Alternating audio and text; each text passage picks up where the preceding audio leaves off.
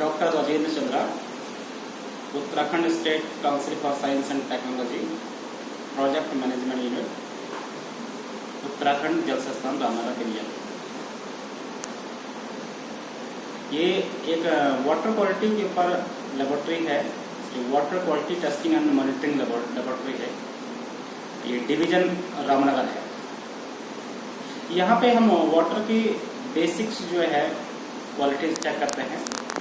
इसमें हम सैम्पलिंग से लेकर लेबोरेटरी वर्क और ऐसे जो मेन पावर है Uttarakhand state council for science and technology से आता है, और जो ज्वाइंट एजेंसी एक है प्रोजेक्ट मैनेजमेंट यूनिट, एक मिनिस्ट्री का ही एक पार्ट है। उस पार्ट के अकॉर्डिंग जो है ऐसी टीम आती है, और यहाँ पे सैम्पलिंग असिस्टेंट, यहाँ पे लैब असिस्टेंट, एनालिस्ट, केमिस्ट, ये सब यहाँ पे इस टाइप की जो है डिवीजन में बनता है। यहाँ पे हम जो वाटर की बात करते हैं, अभी वाटर एक एसेंशियल कंपोनेंट है, एक फंडामेंटल यूनिट है लाइफ का। यदि पानी नहीं होगा, दुनिया में खाने का तरीका तो कुछ भी हो सकता है, लेकिन जो पानी पीने का जो सेम प्रोसेस है वो लगभग सेम है। दूसरा, खाना तो जो है व्यक्ति कैसे भी कहीं से भी कुछ भी खा सकता है, लेकिन पानी पिए बिना वो जी नहीं सकता। इसलिए हमारे वहाँ एक बात बोलते हैं कि जीवा ज्योतिषमयी आपो रसो अमृत। तो इसका अर्थ क्या है कि जो रस है ये अमृत है, जल एक अमृत बोला गया है, वेद का वाक्य है। इसलिए इस जल की शुद्धता, इसकी क्वालिटी चेक होते रहे, ये नेचुरल है। तो नेचुरल वाटर को जो है विभिन्न प्रकार के एंथ्रोपोजेनिक एक्टिविटीज है, मतलब मानव जनित जो चीज़ें हैं, उसने क्या किया, आज नेचुरल रिसोर्सेज को, वाटर भी एक नेचुरल रिसोर्सेज है, तो उस नेचुरल रिसोर्सेज को उसने डिस्टर्ब कर दिया। लोग पहले बोलते थे कि वाटर क्राइसिस है, लंबी प्रॉब्लम है कि वाटर क्राइसिस हो रहा है। जब इतना पॉपुलेशन बढ़ेगा और हर घर में टोटी चाहिए, हर घर में जो है नल चाहिए, और हर घर में नल चाहिए और हर नल में जल चाहिए, तो इतना पॉपुलेशन है, तो उस कारण से जो नेचुरल रिसोर्सेज है, लोग कहते हैं कि कम हो रहा है। लेकिन कम नहीं हुआ है, बल्कि उसका वेल मैनेजमेंट हुआ है। यहाँ पर बात आती है कि वाटर क्वालिटी, तो वाटर क्वालिटी जो स्टार्ट होती है उड़ती सैम्पलिंग से। सैम्पलिंग भी 3 प्रकार से सैम्पलिंग बेसिक वाटर क्वालिटी में होता है। तो पहली जो सैम्पलिंग होती है वो कंपोजिट होती है, दूसरा जो है वो ग्रेफ सैम्पलिंग होता है, और तीसरा जो है हम रैंडम सैम्पलिंग करते हैं, जिसको स्ट्राटा सैम्पलिंग के उसमें बोलते हैं। तो सबसे पहले जो हमारा सैम्पलिंग असिस्टेंट है, फील्ड असिस्टेंट है, वो जो है साइट पे जाके हमारे पास जो सैंपल बॉटल होता है, ये पॉलीप्रिलीन एक मैटर है। इस मटेरियल से बनता है पॉलीप्रिलीन, एक मिल्की बॉटल होता है जिसको हम टार्जन बोलते हैं। तो बेसिक जो हम सैंपल वहाँ से टेकअप करते हैं, तो उसमें बायोलॉजिकल और केमिकल, तो ऐसे हम सैंपल को अलग अलग करते हैं। एक्चुअली जो बायोलॉजिकल है वो बहुत बायोलॉजिकल, बेसिक हम जो बैक्टीरियोलॉजी की हम बात करते हैं, तो यहाँ पे बैक्टीरियोलॉजी का ही टेस्ट होता है। तो वहाँ से सैंपल लेने के लिए हम वो हाईली कंटामिनेटेड वाटर जो है ले रहे हैं, या फिर हम नेचुरल वाटर ले रहे हैं, वो ट्रांसपोर्टेड ड्यूरिंग ट्रांसपोर्टेशन, वो जब यहाँ जब पहुँचेगा लेबोरेटरी में, तब तक कोई भी उसमें जो है कोई रिएक्शन ना हो जाए, और उसमें जो है कोई बायोलॉजिकल कंटामिनेशन मिक्स ना हो जाए। इसलिए उसके लिए हम बहुत सारे यूज़ करते हैं। एक तो हम जो बायोलॉजिकल पैरामीटर के लिए हम यूज करते हैं सैम्पलिंग बॉटल, उसमें सोडियम थायोसल्फेट का एक कोटेड होता है। इसका अर्थ यह है कि यदि उस पानी में कोई नेचुरल क्लोरीन की कोई भी पार्टिकल्स है, वो डीक्लोरिनेटेड हो जाए, और उसमें जो हम बॉटल लेते हैं, तो सैंपल बॉटल को हम फुल नहीं भरते हैं, उसका ऊपर से, फॉर एग्जाम्पल यदि हमें 200 ml बॉटल लेना है, और जो बॉटल होगा वो 50 ml खाली होगा, तो 250 ml का जो बॉटल होता है, तो उसमें हम 200 ml ही हम वहाँ से सैंपल लेते हैं। दूसरा, हम केमिकल की बात करते हैं, तो केमिकल को हम जब वहाँ से सैंपल लेते हैं साइट्स भी कैसे हैं, जैसे सैलो वाटर है, ग्राउंड वाटर है, ट्यूबवेल है, हैंड पंप है, पहाड़ में जाएंगे तो नौला है, गधेरा है, रिवर है। तो ये डिफरेंट टाइप के हमारे जो है वाटर सोर्स है। यहाँ से हमें सैंपल लाना होता है। सैंपल जब हम वहाँ से सैंपल लेते हैं, हमें केमिकल के लिए जो है 1 लीटर का एक बॉटल होता है, तो 1 लीटर बॉटल में हम जो है उसको होल कलेक्ट करेंगे, उसमें हम गैप नहीं छोड़ते हैं। बायोलॉजिकल में जो पैरामीटर के लिए जो हमने एक बॉटल लिया उसमें हमें थोड़ा गैप छोड़ते हैं, लेकिन केमिकल में हम फुल भरते हैं। यहाँ से हम जो आइस पैड होता है, तो आइस पैड हम यूज़ करते हैं। तो आइस पैड के अंदर जो है सैंपल को लाना होता है, उसका टेम्परेचर मेंटेन किया जाता है। लेकिन साइड पे जाने से जब जाते हैं तो वहाँ पर सबसे पहले हम जो फिजिकल पैरामीटर है वाटर की, वो हम वहाँ देख लेते हैं। जैसे हम पहला फिजिकल पैरामीटर हमारा का है टेम्परेचर देख लेते हैं, पीएच देख लेते हैं, टर्बिडिटी, पानी कितना गंदा है वो टर्बिडिटी हम उसका चेक कर लेते हैं। टोटल डिजॉल्व सॉलिड जो हम एक फिजिकल पैरामीटर है TDS की हम बात करते हैं, तो TDS भी हम वहाँ उसके साइड पर देख लेते हैं। एंड उसका जो रेसिडुअल फ्री क्लोरीन है, इसमें क्लोरीन में कोई पार्टिकल तो नहीं है, तो वहाँ पर OT टेस्ट हो जाती है। उसके बाद जो है सैंपल को वहाँ से हमने लिया, लेबोरेटरी के अंदर जब सैंपल आता है तो उसका जो टाइमिंग है, यदि हमारे पास सैंपल हमने ले लिया है तो वो जो है 48 घंटे से पहले वो लेबोरेटरी में पहुँचनी चाहिए, मतलब 2 दिन के अंदर वो लेबोरेटरी में आ जाना चाहिए। उसका जो एग्जामिनेशन यहाँ होता है, उसके लिए फिर हम जो यहाँ केमिकल टेस्टिंग करते हैं। केमिकल टेस्टिंग में हम देखते हैं कि हम उसकी हार्डनेस देखते हैं, उसकी एल्कलिनिटी देखते हैं, उसमें कैल्शियम, उसकी मैग्नीशियम, उसमें क्लोराइड, उसमें हम जो है नाइट्रेट देखते हैं, सल्फेट देखते हैं, एल्यूमिनियम देखते हैं। ये मेटल्स की हम बात कर रहे हैं, तो एल्यूमिनियम हम उसमें देखते हैं, कॉपर उसमें देखते हैं, मैग्नीज देखते हैं। और इस प्रकार से जो है हमारा जो है एक पैरामीटर जो 19 पैरामीटर है, जो ब्यूरो इंडियन स्टैंडर्ड्स में जो शक्ल किए हैं, तो हम उसी स्टैंडर्ड को हम ड्रिंकिंग वाटर स्पेसिफिकेशन को ही हम अडॉप्ट करते हैं।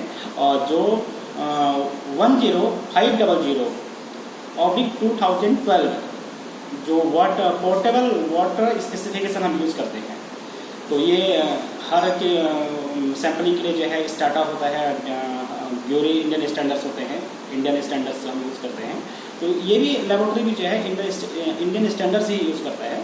उसमें 19 पैरामीटर हमने कहा, 19 पैरामीटर जैसे हमने केमिकल टेस्ट यहाँ किए, मेटेलिक टेस्ट हमने यहाँ किया, और एक हैवी मेटल्स की हम बात करते हैं आर्सेनिक।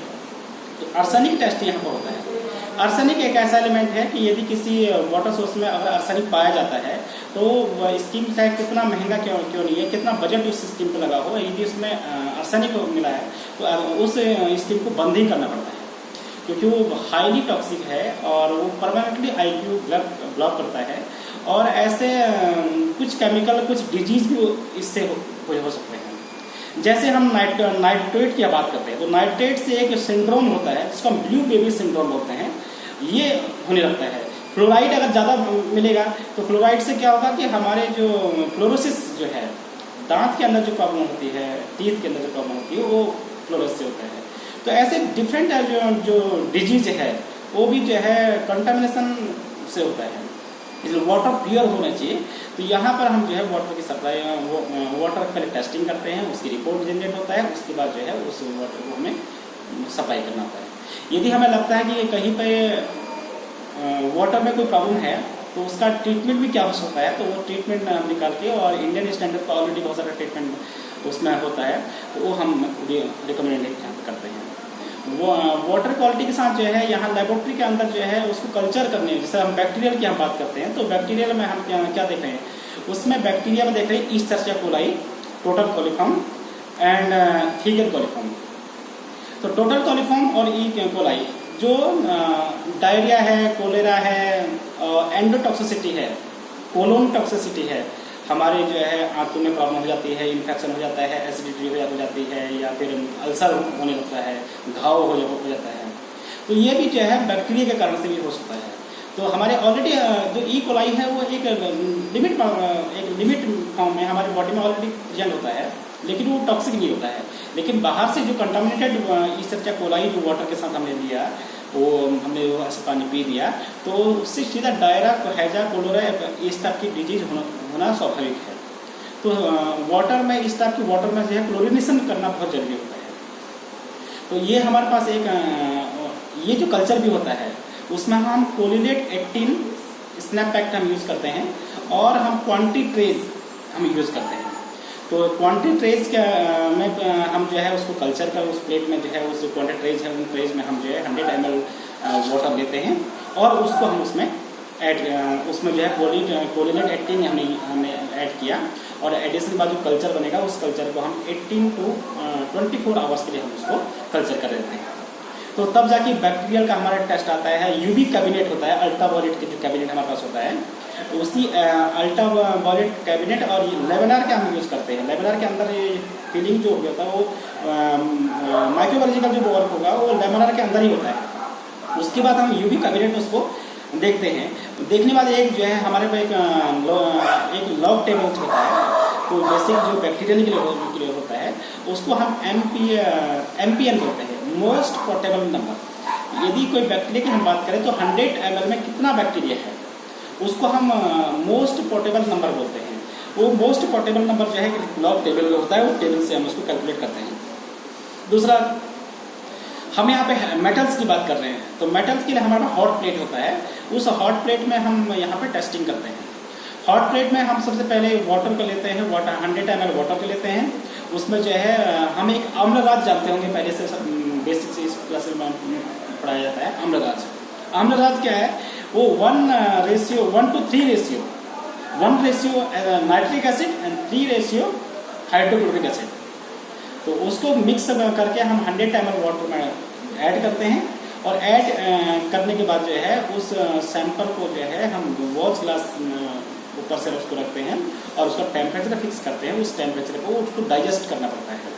तो डाइजेस्ट में बहुत टाइम लगता है, उसको 7 to 10 आवर्स उसमें लगता है, वो डाइजेस्ट होता है। तब जाके मैटर टेस्ट करते हैं।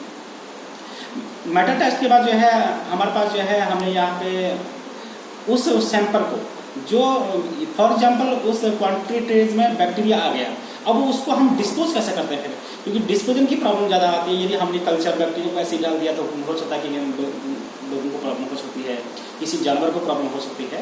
तो उसके लिए हम जो है सबसे पहले जो है उसको क्लोरीनेटेड करते हैं। तो उसमें क्लोरीनेशन, उसमें उस सैंपल को लेके हम क्लोरीन उसमें गैस यूज़ कर सकते हैं और सोडियम हाइपोक्लोराइड हम यूज़ करते हैं। तो उसके द्वारा जो है बैक्टीरिया को हम उसको डिस्पोज करते हैं। दूसरा, सैंपल जो हमारे पास आता है, जैसे सैंपल बॉटल है, तो सैंपल बॉटल को हम एक ही बार यूज़ करते हैं बैक्टीरिया में। यदि हमें दोबारा यूज़ करना पड़ा, केमिकल के लिए दोबारा यूज़ करना पड़ा, तो उसको ऑटोक्लेव करना पड़ता है।